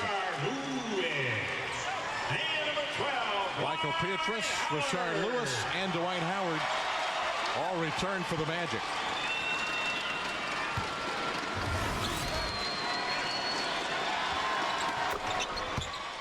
Anthony is 11 of 12 on the free throw line. He averages 7 free throws a game. He's been a little extra aggressive tonight in attacking the basket.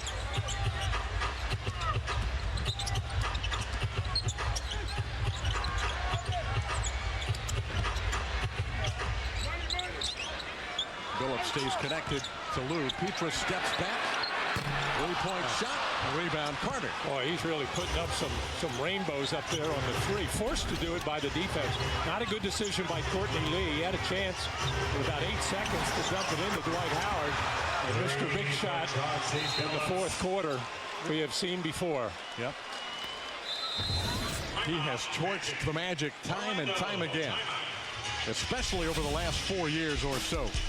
Chauncey Billups, a three-point shot. Remember, he had 40 in a playoff game against the Magic in 2003.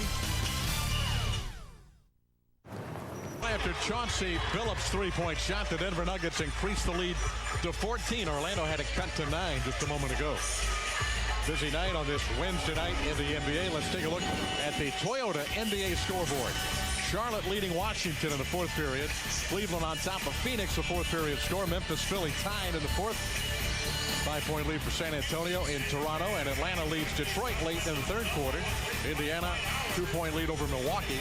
Halftime, New Orleans leading Boston with Chris Paul back for the Hornets tonight. Time to vote for tonight's Subway Sub of the game. Log on to FSFloridaTV.com and place your vote for tonight's winner. Everyone who places a vote has a chance to win a $10 gift card to a Central Florida Subway location. Lou has 5. Courtney Lee has 5. They're the two leading scorers off the Orlando bench.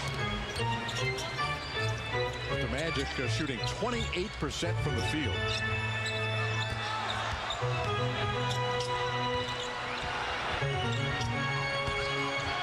Petrus able to get to the basket but missed the shot.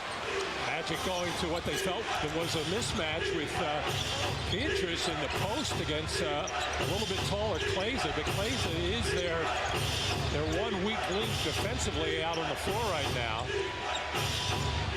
Not playing with any confidence on the offensive end. No, and Denver needs him or J.R. Smith generally to play well. And generally they respond. They average 12 a game each, or thereabouts. Foul number 25, Anthony Carter. Anthony Carter called for over the back on Tyronn Lue. Let's get an update from Paul. Matty, Stan's trying to get that percentage to increase by getting it inside. He said we have got to go to the basket. We have got to look inside. We have to drive the ball inside, get it to Dwight. We have to get away from the one pass, one dribble, one shot offense. Yeah, Paul, the problem is they don't have any drivers on the court right now. Jameer Nelson in street clothes, and Hedo Turkoglu sits on the bench with 5. Bad turnover and a good foul by Lue. Unless it's a clear pass foul, which I don't think it is. No, he got in front of him. Yeah. It was a smart play by the veteran, Tyronn Lue. Had he been behind him and grabbed him. And it's 2 shots and the ball.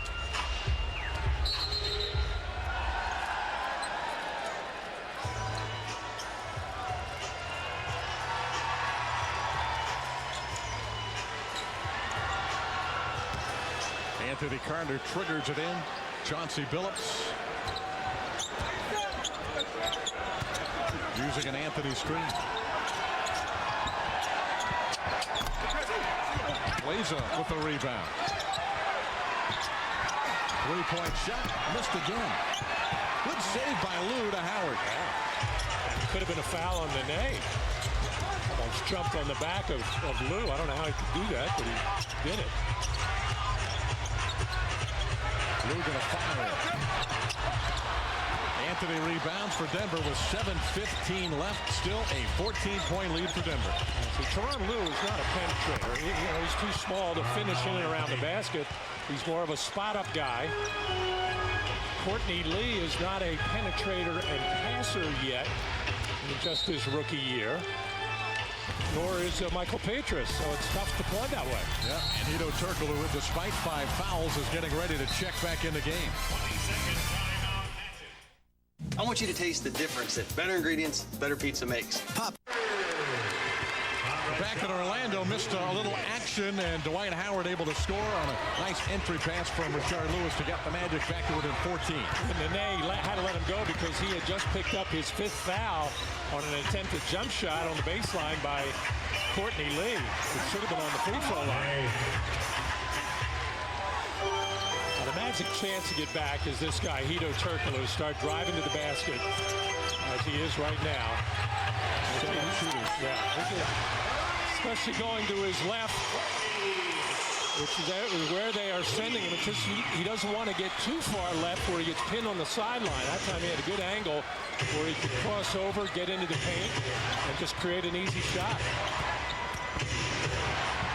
Magic are 6 of 25 from threes tonight. Rebound Petrus. Magic look to run. Very few easy baskets tonight. This will be a foul on Billups. And Lee will shoot 2. Official timeout.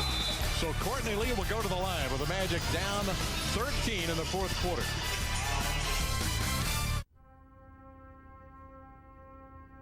It's the dawn of a new game.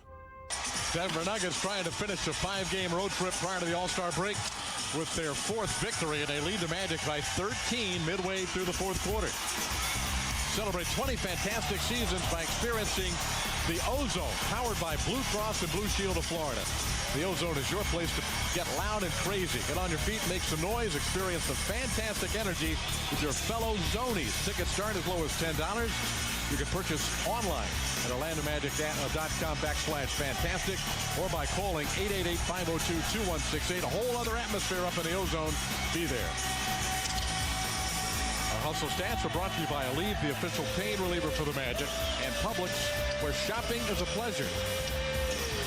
Denver averages 17 fast break points per game, so defensively the Magic have done a very nice job in that regard.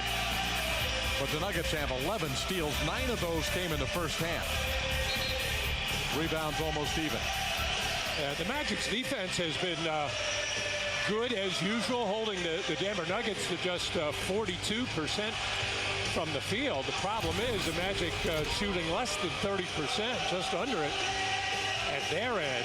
But you feel it halfway through this fourth quarter, David, you feel another run coming. Yeah. If Hedo Turkoglu can stay on the floor and not pick up that 6, you get the feeling that he can create a lot of havoc with his drives to the basket, where he scores for himself. Even a missed shot by Hedo can get something easy for Dwight, because if Dwight catches it, he's going to get hit.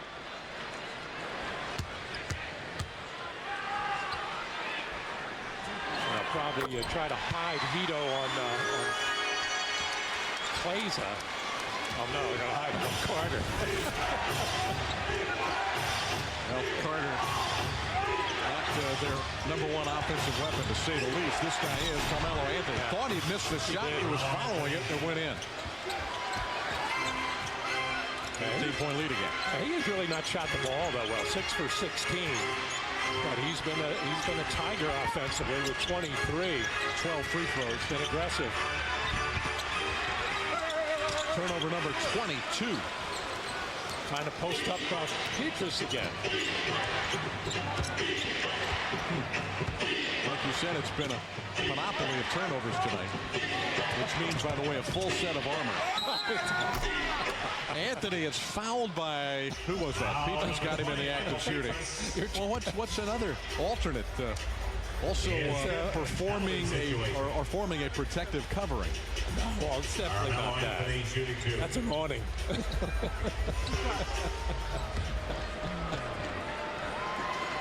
Well, there was one of the possible definitions that almost worked. It's a magnificent array of a lot of things, and that's what I was being sarcastically referring to the different ways that the Magic turn the ball over. So the word fit the situation. Mr. Scrabble. If you say so. Anthony now 13 of 14 at the line. 15-point game. 5 minutes to go. Does the Magic have a run in it? Yes. Here's a 3. Well, Petrus mishandled it. Could not pull the trigger. Lewis, is he due or what? First 3 tonight for Richard. And it wasn't for lack of effort by Denver. They were chasing down every pass. Probably the mistake Anthony Carter made by going for the steal. Opened up that easy pass by Hedo Turkoglu. Excellent ball movement. This double team.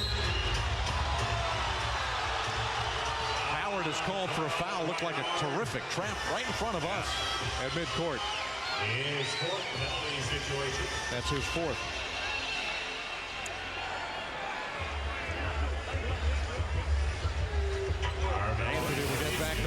Let's see where the contact was. Dwight chasing Anthony.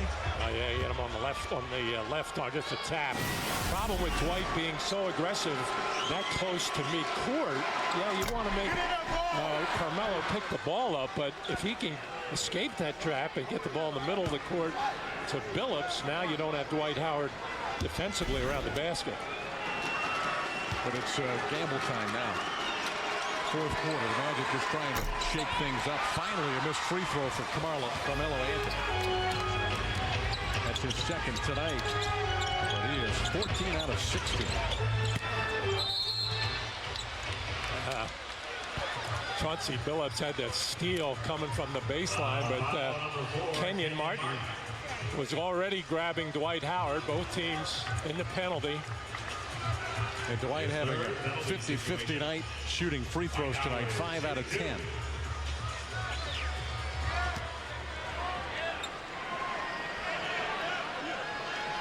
It's been a combination of Denver's desire to keep Dwight from catching the ball in the paint. They've done a very good job of that, and also the Magic have not executed well enough to make good entry feeds. Checkers double-double for Dwight Howard. And goes 50-50 on the line again. 12-point game, 4:14 left.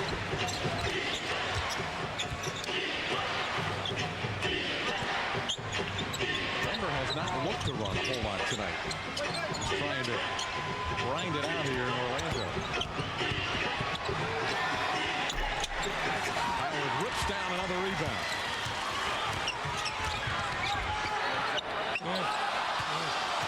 Turkoglu jumped into the air and wasn't sure what he was going to do with the ball. So neither was anybody else on his team. 23 turnovers for Orlando. He actually could have taken Carmelo off the dribble that time. Carmelo, he has 4 fouls, 3.5 minutes to go. But he was certainly backpedaling.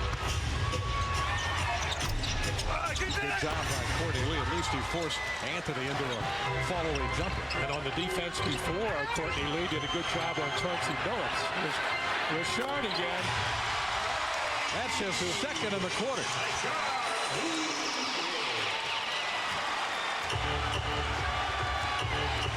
Orlando back to within 9 as we approach the 3-minute mark. Needless to say, this third stop in a row would be major for the Magic, and then turn it into anything at the other end offensively. Billups missed the 3. There's your stop. Here goes Turkoglu. Didn't get a whistle. A wild shot by Ito. Here comes Anthony Carter. Anthony pulls it back out with 2.5 minutes to go. Yeah, definitely Denver had a running opportunity there, but they're struggling, I think, a little bit with fatigue and a little bit with confidence offensively. That's a travel. And Anthony Carter.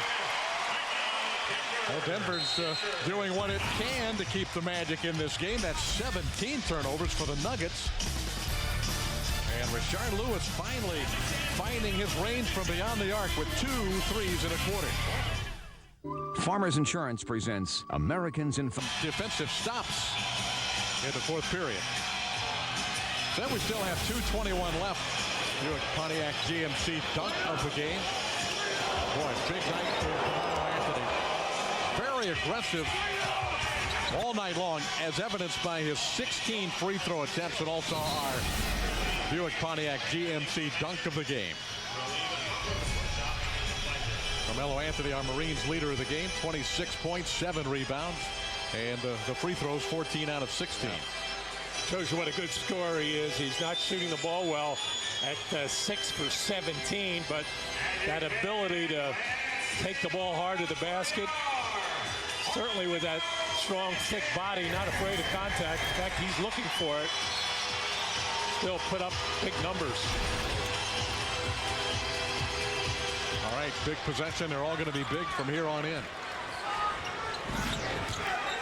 They got the switch for for Hedo, but nice decision by Courtney Lee. Going to the hot three-point shooter. Well, that play was drawn up in the huddle to get Lewis another three, and he drilled it. We've got a 6-point game. There you go, Maddie. A 2-possession game. You're right again. It always seems to come at least down to a 2-possession game, doesn't it? And maybe more, or maybe less. Plenty of time. The Magic need another stop. Anthony. Big shot. Carmelo Anthony. 28 points in the game. And that was a tough shot. Defended well by Petrus. He pinned him on the baseline.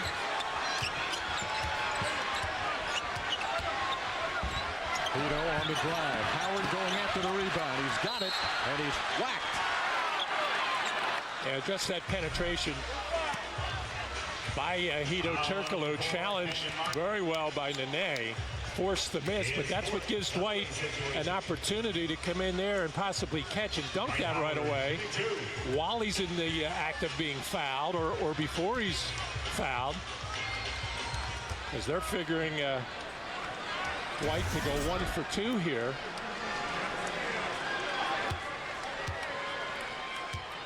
That is what he's done throughout the game. Now it's down to 7. Howard getting set for his 14th free throw tonight.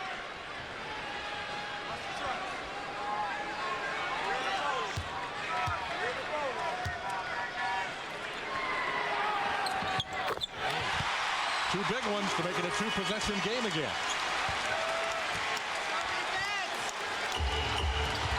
Denver using Anthony Carter at the point. Billups at the 2. Courtney Lee matches up with Chauncey. Petrus on Anthony. Double team. Shot clock at 4. Anthony Carter. Magic with the ball with 1 minute to play, down by 6. Lewis for 3. He runs it down. Petrus for 3. Halfway down, but popped out. 2 good looks for the Magic to turn it into a 1-possession game. Wow. Shot clock at 14, game clock at 36 for Denver. And Denver turns it over. Or they're going to say it's off the Magic. White looks like he would like to disagree, but not going to say much here. George Karl going to get a timeout. The Magic have done everything defensively here in the last 6 minutes of this fourth quarter to give themselves a fighting chance. And offensively, it's been a struggle, but I've gotten the big threes from Rashard Lewis to still have a chance. It's going to be difficult with 30 seconds, but it's a chance. Well, you need a stop, and you're going to get the ball back, but down by 6. Certainly an uphill climb. There's your game reset. Both teams have 2 timeouts left. Boy, Michael Petrus' shot after Lewis's miss looked like it was going down. That one would have cut it to 3. Denver won by 17 last night. They're running out of gas a little bit here at the end of this game. Well, that was an outstanding pass by Rashard Lewis, who had just missed the 3 after making a couple. And he got the offensive rebound. And, you know, most guys feeling they got the hot hand would launch another one, but he made the right play, the cross-court pass to a wide-open Michael Petrus. All right, so Denver will inbound with 8 on the shot clock. And it comes into Nene, and he is fouled. If you're going to foul a Denver player, he's the one you'd prefer to send to the line. Well, he's 73%. I guess Martin would be a better choice, but didn't have a choice. No, Courtney Lee picks up the foul.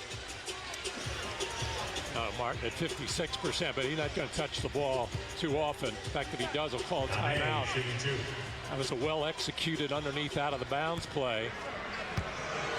Magic did well to just foul it. Nene having its best year at the line. He's been in the 60s range throughout his career, but tonight he is 3 out of 5. Stan Van Gundy's getting close to the official to decide whether or not he's going to take one of his 2 timeouts remaining. Oh, give me that. And he does. Take 1. Well, that's 2 big free throws by Nene. Denver now leads by 8. 81-73 with just under 30 seconds to play in the fourth period. Nuggets trying to make it a 4-1 road trip. They're up by 8. How much sugar is in Matty? It's been a great battle if you love good defense. Yeah, I think we started out the game talking about what a terrific defensive team this Magic is and has been throughout this first half of the season. And no reason to think why they won't continue. They are glued to Turkoglu glue. And Turkoglu using a foul after the 24th turnover. Foul number 15, Turkoglu. Well, you shoot 30%, commit 24 turnovers. Not many games you're going to win in the NBA against any team, let alone a 35-17 Denver club. Well, if you can remember that soundbite by that man George Karl way back in the beginning, admiring the way that Hedo Turkoglu has played and how much he means to this Magic team. Used the Magic Johnson reference, and you got to say that the Denver Nuggets have done as good a job on Turkoglu as we've seen all year long, plus foul trouble for Hedo because they made him play some defense at times, whether it be against Carmelo Anthony or Kenyon Martin. Every time they had Hedo on them, they tried to be aggressive and go at him. Turkoglu fouling out for the second time this year. Only 19 seconds left in a 9-point Denver Nugget lead.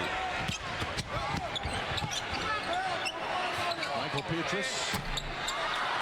And the rebound is taken by Nene, and that will do it. Denver has not won in Orlando since 1992. That's a 15-game losing streak snapped right now as the Nuggets defeat the Magic 82-73.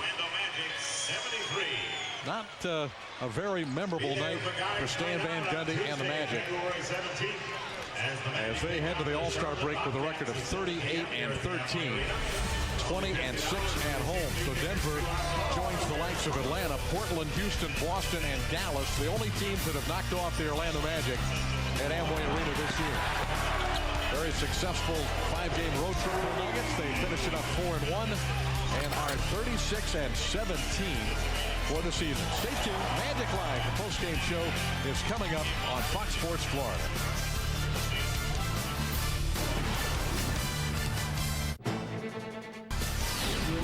Well, it was a tough night for the Orlando Magic trying to deal with this guy, Carmelo Anthony. Not selected for the Western Conference All-Star team, but boy, he played like an All-Star tonight. Two-time All-Star in the past the last couple of years, but Carmelo Anthony dropping 29 on the Magic tonight. And Denver defeats the Magic by 9 points, sending Orlando with the loss to the All-Star break, 38-13. Magic Live, the post-game show. David Steele, Matt Kukas, and Paul Kennedy here tonight. Anthony was a handful. He had a great attitude about this game from the opening tip. Well, that's the key. That word you used, David, that's the correct word, attitude, because it was not a particularly good shooting night for Carmelo Anthony, but that's the sign of a great player. He did the other things. He's working at defense. He's smart with the shots that he's taking. He took quality shots even though he didn't make them. He attacked the basket. He attacked Hedo Turkoglu when he got a chance. He just he played like a house on fire, and even though he is not on the All-Star team yet, and I say yet because it's probably still a possibility with an injury he could make it, he's a legitimate All-Star, no question. Yeah, I think certainly only those games missed 15 due to injury kept him off the All-Star team this year. 29 points, 8 rebounds, and 18 free throw attempts. 15 good for Carmelo Anthony. And he talked with Paul Kennedy after the game. The star of the night for Denver had to be Carmelo Anthony. If I was to ask you the last time Denver won on this court, would you know the year? 92. You did. 2009 now. Did you talk about that coming into this game tonight? Yeah, we talked about that, but we also talked about the fact that they beat us on our home court. And we didn't play well that game. I missed that game. We still didn't play well. We just want to come out here tonight, be physical with them, and we won the game. George Karl was hoping to make this a defensive game. How were you able to hold Orlando to 29 points in the first half, force those 15 first half turnovers? Just scrambling, not giving Dwight no lobs out there, nothing easy. When they get the ball, foul them really hard, not to hurt them, but foul them really hard. And we did that tonight, and as a result, we won this game. So. Melo Hito had 31 in the game you didn't play in. Tonight he struggled, ended up fouling out. Well, I wanted to be aggressive with him tonight. You know, force him to take tough shots. I did that. As a team, I think we did a hell of a job defensively on everybody. You finished tonight with 29. I got to ask you, here is All-Star Weekend coming up, and for the first time in years, you're not a part of it. Was that motivation when you had a couple of All-Stars at the other end? Exactly. I mean, I'm motivated by that. I still want to come out and win basketball games. I also have that in the back of my mind that I didn't get picked to be an All-Star. But, hey, things happen. What can this season end up being for the Denver Nuggets now that Chauncey is here after the All-Star break? Last year you won 50 but didn't get out of the first round. What could be the difference? The sky's the limit for us. I think after the break you're going to see a lot more, great basketball from the Denver Nuggets. And like I said, the sky's the limit for us. Well, we saw 29 out of you tonight, and that year again was? 2009. Congratulations. David Matty, it's been a long while, but Melo helps him get it done. Thanks, Paul. He was very good tonight. Denver, not a great offensive game for the Nuggets. They got it done on the defensive end as they only shot 41%, but they held Orlando to only 30% shooting. These are two really good offensive basketball teams, Matty, but if you only watch this game, that would be a tough sell to anybody who just picked this one game to look at. It's the NBA, David, and let's get ready. In playoff basketball, you see a lot of that, where it's just like a tug of war. It's like a fight in a mosh pit. Do you know what that? I don't know what that is either. It's like a panoply. It's a panoply. But that's playoff type of defense where every play is important. Every possession is important. The Magic played good defense. Denver played a little bit better defensively and a little bit tougher and stronger. And the Magic missing the ability to penetrate into the lane, which has been such a big part of their attack all season long, because Hedo Turkoglu did not have a Hedo type of game due to the Denver defense. Yeah, he struggled shooting the ball and turned the ball over 5 times.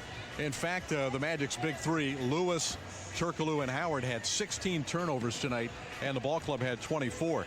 But when you look at things from the Magic perspective, they simply just turned the ball over too much. Well, early. Yeah, early. And a lot of them seemed unforced, but they weren't. Denver was challenging. They were up. They were getting into people. They were using their hands on people, reaching in, knocking balls loose. And then as soon as you get the least bit careless, and that time, you just don't throw the ball to Dwight Howard when that shows you're not looking at the floor to see where everybody is. There's Carmelo Anthony getting out in the passing lane.